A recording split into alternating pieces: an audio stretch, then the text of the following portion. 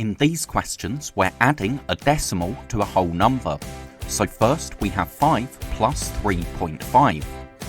We could set this out as a column addition, but if we do that, it's important that we remember that 3.5 means we have 3 ones and 5 tenths, so it's important to write the 3 ones underneath the 5 ones that we have in our whole number. Now 5 is the same as 5.0. You can always write 0.0 on the end of a whole number, because all the 0.0 tells us is that we don't have any tenths.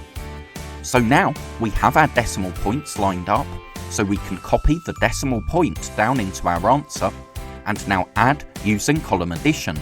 So 0 plus 5 is 5, and 5 plus 3 is 8. So our answer is 8.5. Now we have 9.7 plus 3.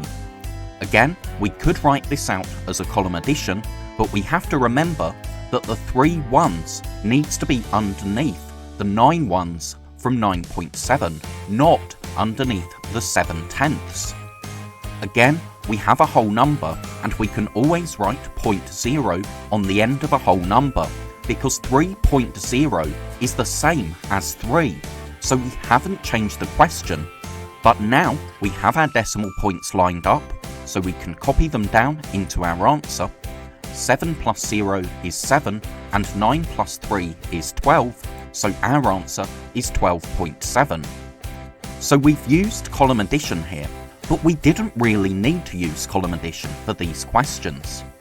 If we look to this first question and highlight the ones digits, 5 plus 3 is 8, and then the 0.5 stays the same. And on this question, again, if we highlight the ones digits, 9 plus 3 is 12, and here the 0.7 stays the same. Thank you so much for watching. I really hope that was helpful. If you're a teacher or a parent, then please subscribe or go to keystage2maths.com to download resources for this lesson and many more. That's all for now. I'll see you in the next video.